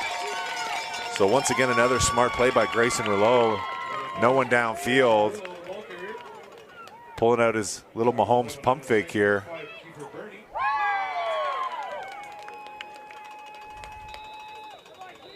So 30 seconds left here in the third quarter. Thanks for joining us. It's 46-6, Panthers over Wolverines. You know, you were talking about before going to half about the mics and the helmets. And that'll be a score for the Panthers through the air. Touchdown. Christopher Bright on the reception. A Canada Granite touchdown, a one-on-one battle getting to the outside, and excellent job by Bright getting into the end zone. That's another score for the Panthers, and a player that takes advantage of his number when it's called and scores a great touchdown. Which I'm guessing the Cumberland Panthers are using Mike, eh? I'm guessing, yeah, so that's the new headset technology that's implemented now. The rules allow the offensive coordinator and defensive coordinator to talk to one player on offense, which is the quarterback, and give him the play calls, some tips and pointers quickly before each play. And that allows, you know, so much faster communication. Well, not only that, it's smart because then, you know, you don't have sign stealers because, you know, like in our games we watch and we can see coaches watching over us while we're throwing in signs, you know, and, you know, that Netflix special is sign stealer, and this helps out without doing that. So the Michigan Wolverine colors of the West Carleton Wolverines not able to steal those signals, but you know, it really just helps with the QB development so that you don't have to add that extra layer of signals and play sheets and play cards. You know, you can talk directly to your players and get them the call which is something I wish I had when I played. It makes life so much easier as a coach and a player, and eliminates so much time from practice. So we had there an offside on the defense. So, and unfortunately, the Cumberland player missed the field goal, and then again, they got a free kick, and that one went through. So again, we're going to come back down to these special teams. And if I'm Cumberland now, thinking I'm going to just boot it as far as I can. But these Cumberland coaches are tricky, so we'll see what they have up their sleeve. And again, I was talking about yesterday about how these jersey colors always throw me off. I think yesterday on the stream I kept calling Wolverine the Bell Warriors because their uniforms are so much alike. I was having trouble with the Cornwall Myers, to be honest. It's just a tough one. The kids wanted to wear white, but we told the kids we look better in black anyways, and it's our home field, and black is our home color. We don't like the white as coaches. That's why we're going with new jersey schemes for next year. So a little sneak peek into the Meyer Riders 2025 uniform unveiling here. I got to say, that was, I did not think that he caught that, but that was a really good catch by that front line guy. Normally guys on the front lines don't catch balls very well. So number 50, Colin Daly on the heads-up play on kickoff return. It's always great when you get a touch of the football when you're one of those players that are either blocking or tackling every play. And memorable experience here in the second half of this A-Cup championship for some of the Carleton Wolverines players. And talking about the Zebras again, we got 3 on this field today. Apparently, we got 2 down here holding sticks, which is nice to see that they're giving back by doing this. Oh, there's the stop. And let me guess, that was Mr. Boomstraw. That was. He got in there and he gave the boom. I love when kids have names like that and you can kind of switch it around a little bit and give them a bit of a nickname. Kind of like your one-cut Kavanaugh. Hey, one-cut Kavanaugh, that happened naturally here. That was Jacob Kavanaugh stealing the show here on the run game. 9:14 left in the fourth, 54-6 for the Cumberland Panthers.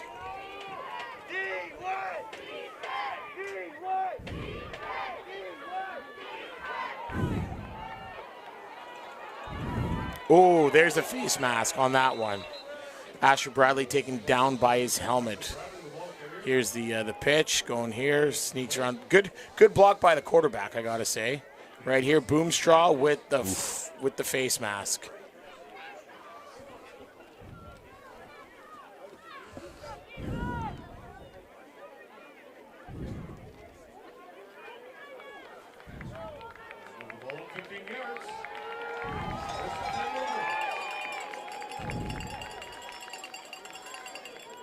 That you got to be careful of those because that can be a neck injury to the kids at this age as well, right? So got to teach kids, keep your hands down low, never up high, and that's why I don't like teaching the high tackles. There's another pitch. Absolutely nothing there for the Wolverines up front anymore. Asher Bradley trying to make something out of nothing. And, at this point in the game, the score the way it's going, there's not a whole lot of plays left you have in the play sheet to give your players a chance. This is where you take the playbook out of the water boy and you start writing down different plays while they come to your head, like the quarterback there or the coach in the water boy. Yeah, so your napkin and pen playbook now. Exactly. But with some new players maybe in the game, you got to make sure everyone knows what they're doing, right? Everyone's lined up in the right spot, and we're seeing a lot of little mistakes here now from both sides of the football. They got him. Devastating they got Cumberland. Offsides. They got Cumberland on the offside. The one thing I've noticed at the Bantam level, there's a lot of, when they hut the ball, there's a lot of hut, and then hut. They got, a couple teams got us this year with that, with the quick huts, and I try to teach kids, watch the ball. Go when the ball goes. Don't go when the quarterback. Or, you get quarterbacks that do this nowadays. The clap, right? But the ball still doesn't go. So you got to be careful. You got to teach the kids, go watch the ball. Always watch the ball. Because sometimes that center will snap the ball twice and not even know that he does it. Oh, he got absolutely nothing on that. So Cooper Jackson at the helm trying to find something here, and a lot of backwards movement here from the blue and gold. Yeah. So a third down here for the Wolverines. See, maybe try them attack down the seams again, trying to get a pass up. Might be your only hope to get some yards. Be looking at Asher Bradley at receiver here. And he drops back and has no time, and the ball's tipped up in the air, and it's picked off. Oh, so number 6, Mason Maccabee, after his offsides earlier in the drive, he was devastated. He redeems himself with a big tipped interception return, and the Panthers defense making plays here in the fourth quarter. And you know, the quarterback there, Cooper Jackson, was one that made that tackle too, which is nice. He said, I threw a pick, I got to get that back now. There's our TYSN crew on the field taking pictures or videos for us as well. Make sure you follow NCAFA and TYSN on Facebook, Instagram.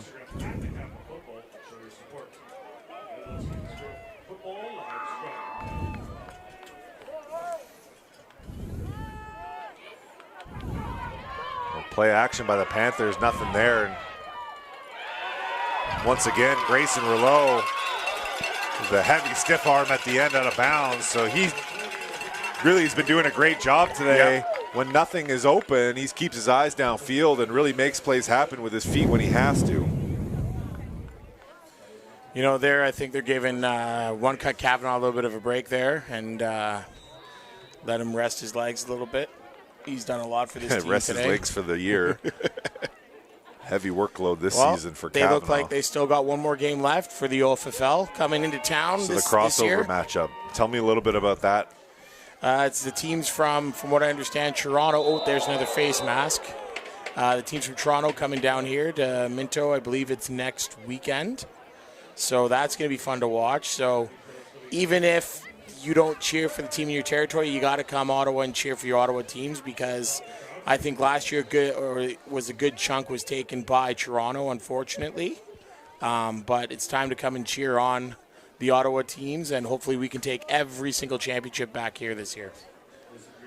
So cross-province competition late in November, allowing these players to see, the best competition outside of Ottawa, right? Up so to Pee Wee level, it's a big challenge, yeah. So up to Pee Wee level.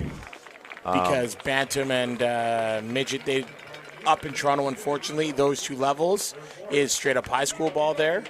But we've tried to get the Quebec League to come and see crossovers. They did it one year in 2021, and after that they said no because Canada Knights ran them over. And again, my son was part of that interprovincial team, so shout out to the Canada Knights. And again, Adam Gilmore and his Knights at that time with that first one, so we'll see. So the Panthers will have another week of practice after winning this A-Cup championship. Here up 54-6 with 5 minutes ticking down now. So players starting to get excited when they see that championship trophy, all the hard work they've been putting in all late summer and fall.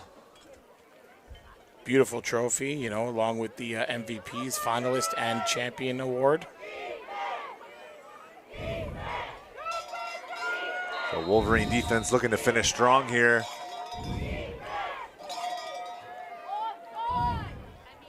Incomplete pass by Rouleau. And looks like they may be going for it here on third down, just pure field position consideration.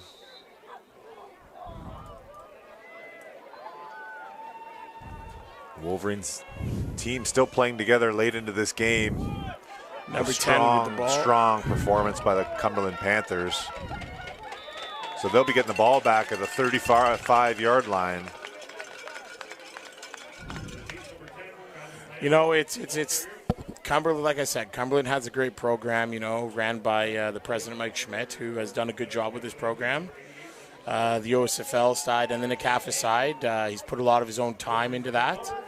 And that's all you can do is give the guy credit for what he's done for youth football in the Cumberland side of Ottawa with that, and also being the first club to bring in the female football league, which is good because it gives them a chance to play over in Toronto as well and Eastern Ontario. And talk about Cumberland Panthers' success. I think a lot of that has to do with development and keeping coaches involved in your program. A coach like Jeff Karate's been around the program for a long time, coaching all the way up to JV football, winning a championship with the staff I was on with him in 2017, the OOPFL at that time. And now him working his way back down to the Mosquito level is, a very strong coaching staff nonetheless at all levels of Cumberland Panther football. A lot of experience, so that, Wolverines here will be taking this as a huge learning curve and a great season to take into next year. And that's where it all starts. And you can listen to Jeff Karate. Him and Ron Raymond called that Canada game. So if you want to go back and watch that game again, it is on the TYSN YouTube page. You can also catch the podcast. That's there at least once a week. Sometimes it may take a little longer because how busy we are and trying to get everything out at once. But we do our best.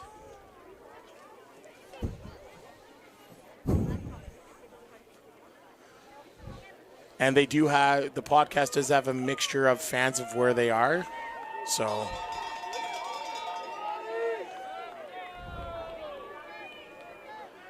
you can see the coach on the sideline there for Cumberland telling the kids to move in a little bit.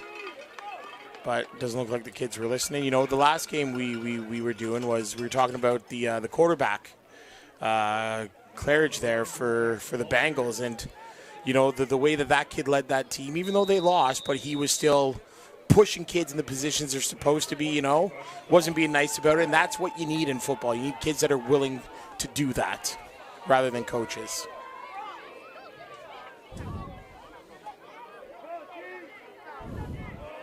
Oh, the dangerous pass attempt there, getting hit in the elbow, and Panthers defense caused another turnover, and that should be it for this game with a minute ticking down. The Panthers will be kneeing this clock out. And yeah, you do the victory formation. That's what you do here. So the Cumberland Panthers, A-Cup champions.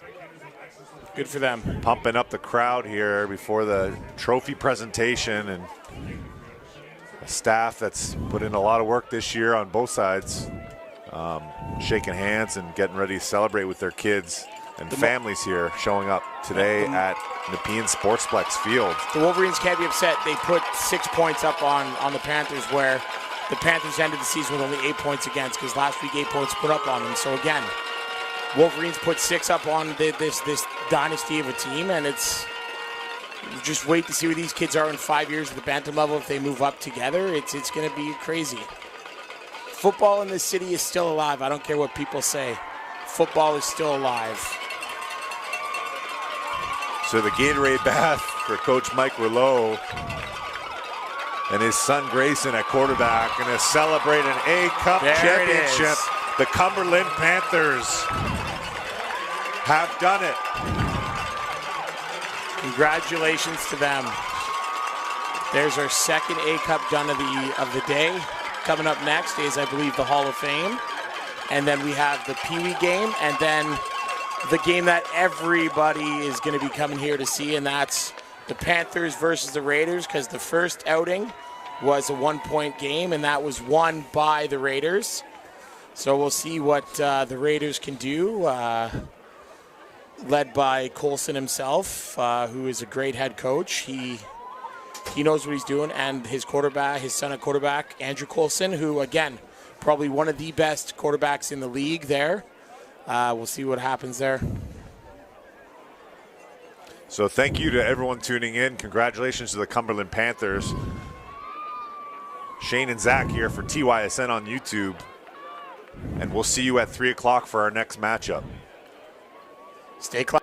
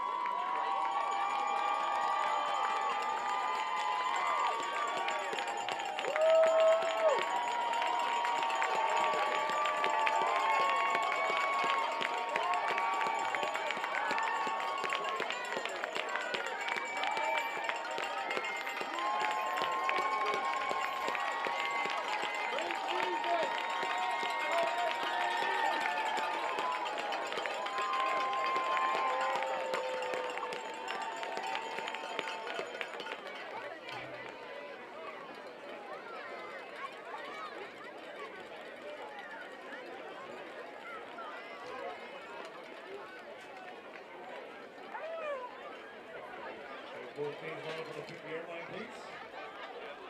For the award ceremony.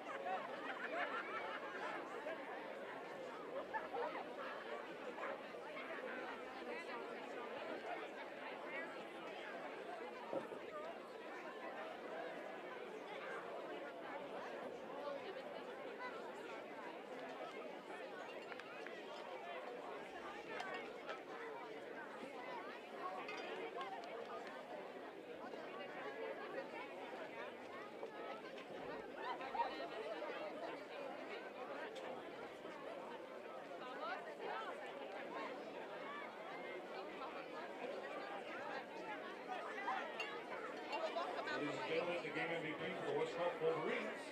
The Knowles, number 11, Cooper Jackson.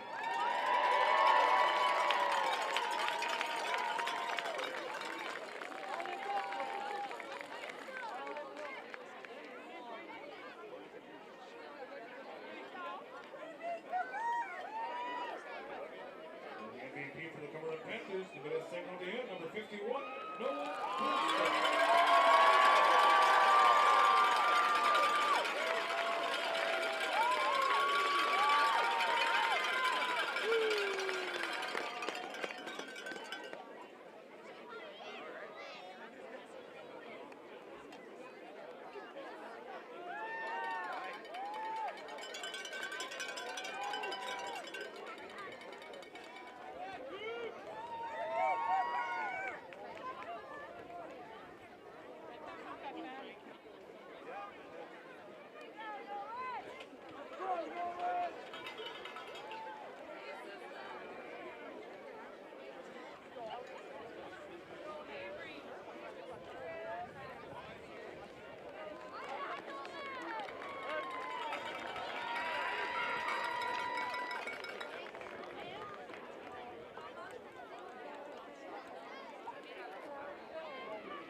Now your U12 mosquito division.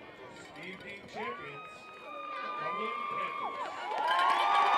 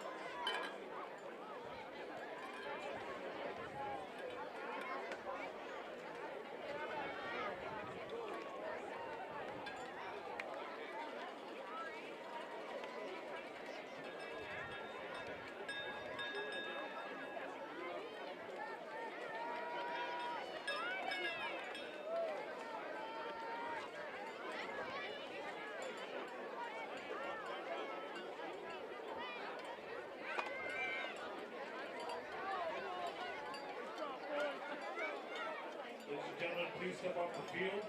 Please get off the field. It's restricted. If you'd like to do the Hall of Fame, please have your pictures over in the corner at a later date.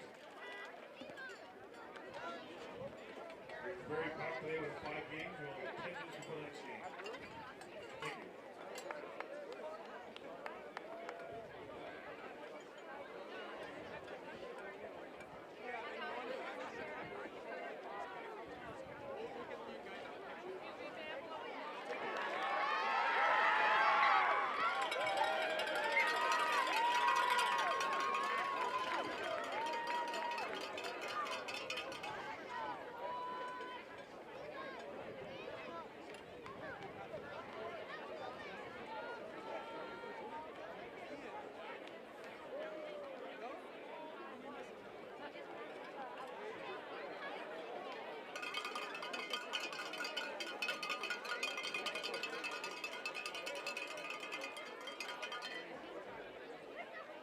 We have the fans, please come back behind the barriers. We have the fans, please come back behind the barriers. They will come through after.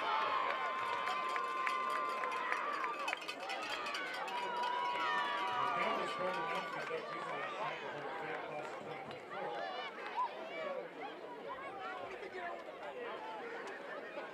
These individuals emphasize what it means to be an outstanding member of the Ottawa football community on and off the field. Their dedication to our league is for so many years have paid dividends in growing the sport, serving as a positive role model to others, and impacting the capital landscape for better. In the builders category, we welcome Don Wilcox. The first official to ever be inducted in the NCAFA Hall of Fame is Don Wilcox. Don began as officiating career in Simcoe County in the early 90s and has continued officiating games for the past 35 years.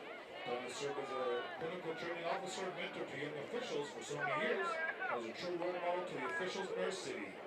Thank you so much for the dedication to our league and the sport of our province for so many years.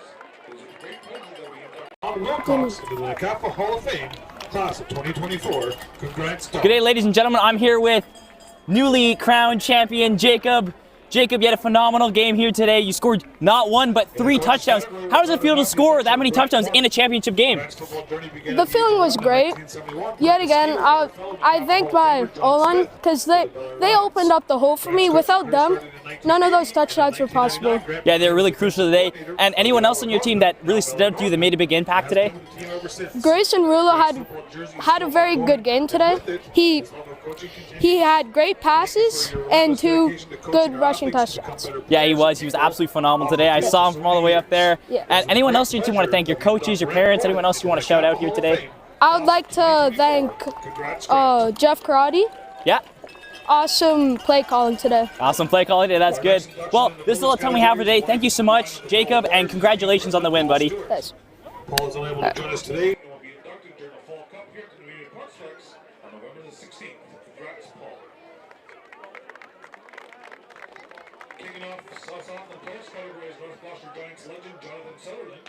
Sutherland was a standout on both sides of the ball for some extremely talented North Gloucester Giant teams in the early 2010s. During his playing days, Sutherland was an NCAFA A-Cup champion and NCAFA All-Star. Sutherland committed to Penn State University and is one of 2 players in the program's history to be the 4-year captain. Sutherland also earned academic All-Big Ten honors multiple times during his time in the school. Sutherland was selected 5th overall in the 2023 CFL draft by the Montreal Alouettes and is currently on the injured reserve with the New York Giants. Thank you for setting a great example of leadership on and off the field for all NCAFA players today. It is with great pleasure that we induct Jonathan Sutherland into the NCAFA Hall of Fame, class of 2024. Accepting the honor of Sutherland's behalf is Victor Tigondo. Congratulations, Jonathan. Our final inductee in the 2024 class is Canada football legend Pat Woodcock. Pat began his football career as a 9-year-old with the Canada March Hares, who later became the Canada Knights. After Canada, Pat played 1 season of midgets with the Myers Riders. Pat would attend Syracuse University and was a 3-year letter winner and team captain for the Orange. Pat was named to the Big East All-Academic team all 4 years he was at Syracuse. Pat won 8 Grey Cup championships in 2002 while playing for the Montreal Alouettes and was named the most outstanding Canadian. Pat won another Grey Cup in 2016 as the head strength and conditioning coordinator for the hometown Red Blacks. Pat is founder and CEO of Elite Man Method and was also named Ottawa's top 40 under 40 business people in 2017. We thank Pat for his on and off the field contribution to the Ottawa community for so many years, and it's with great pleasure that we induct him into the NCAFA Hall of Fame, class of 2024. Congrats, Pat. Please join us in congratulating the entire class of 2024 on their introduction.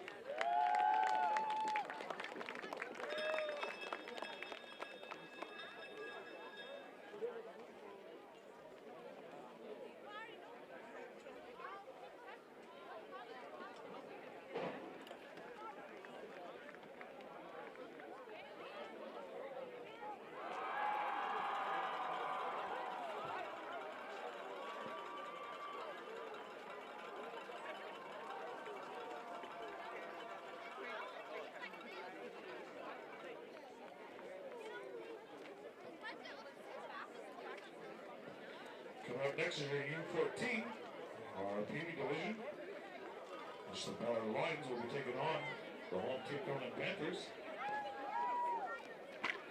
Introducing the starting lineup for the Ballard Lions, we got a set number 7, Calvin Meeking. We got a note number 9, Bronson Matheson. We got a deuce number 10, Giovanni Allen Cabell BMC. We got a O's number 11, or actually it should be number 13, Joanie DeCondi. We got a deuce number 19, Teddy Kiramantang. Number 20, Trimman Goff. Number 21, Davis Mbai. Number 22, Phoenix LeBron. Good day, ladies and gentlemen. I'm here with newly inducted NCAFA Hall of Famer Pat Woodcock. Pat, how does it feel to get this amazing award here on today? It's pretty special, actually. You know, minor football for me seems like a completely different lifetime. It's been about 30 years, but it's great to have those memories come back to the forefront and just remember all the great times that I had and how much football has impacted my life. Started with, you know, my experience as an NCAFA football player. And obviously here, being able to accept this award on Championship Weekend, what does Championship Weekend mean to you? Yeah, I mean, it's always the culmination, right? And it's what everybody shoots for, and trying to win the last game of the season and finish on a high note. So it's a very special weekend to be a part of. Any Championship Weekend moments of your own that you'd like to share here today? I mean, we had some ups and downs over the years, but I do remember, you know, winning some A-Cup championships, and it's, you know, it's like I said, it's that culmination of the season, and you know, the achievement of a group goal that you set early in the season, and something to be celebrated. Perfect. Thank you so much, Pat Woodcock, ladies and gentlemen. Thank you.